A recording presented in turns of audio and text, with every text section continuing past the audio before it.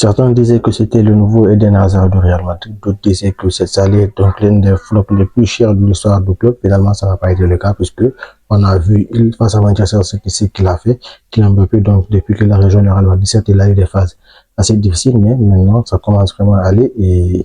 quand même, il faut reconnaître qu'au niveau des chiffres, au niveau des statistiques, c'est pas moins de 28 buts cette saison, sans parler des passes décisives. Donc, c'est dire à quel point que sa saison, pour le moment, elle n'est pas, ne peut pas être considérée comme un échec. Et je pense que c'est une saison qui, jusque-là, quand même une saison assez,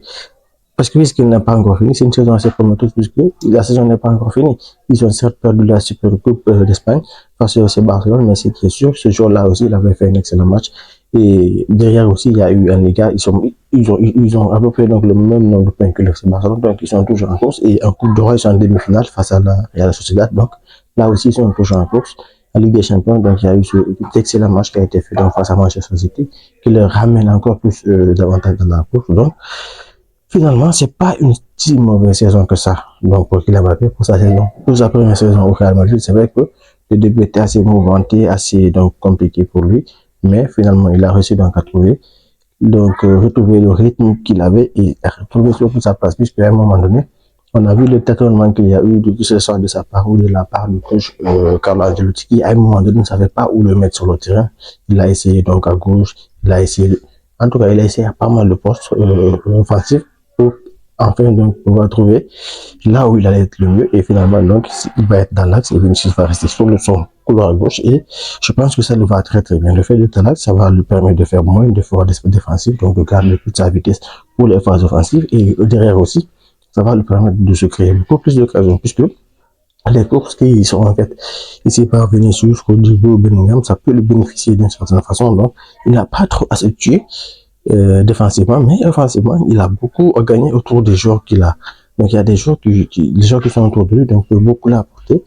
Et je pense que cette saison, ça sera une réussite pour lui. Pour le moment, à mon avis, c'est vrai, le début, ça a été difficile, mais je pense que jusqu'à maintenant, on peut considérer que c'est une saison réussie, puisque pour la course au Ballon d'Or, le bookmakers, donc, le mettre deuxième derrière Mohamed Salah, qui lui aussi réalisé une saison incroyable jusqu'à maintenant. Donc, la saison est loin d'être terminée et je pense que surtout en Ligue des Champions, puisqu'on connaît ce Real Madrid-là qui nous surprend à chaque fois qu'on pense qu'ils sont morts, eh bien ils ne sont pas encore morts, ils nous sortent des performances complètement inattendues, complètement sorties de nulle part qui font qu'ils réussissent à gagner, à se retrouver et honnêtement, si c'est pour être honnête, le match qu'ils ont fait face à City à domicile,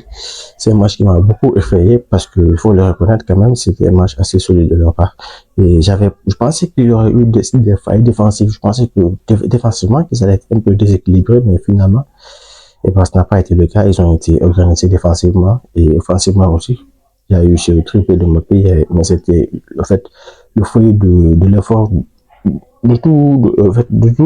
de tous les attaquants, en fait, parce que la plupart de ces buts, il y a eu donc, surtout notamment sur le deuxième but, il y a eu l'effort de retour, il y a eu tous les joueurs offensifs qui ont participé à cela, donc c'est dire que là, maintenant, il y a une certaine sérénité offensive et défensive, donc, de la part de ce Real Madrid-là, et c'est vraiment effrayant, je sais.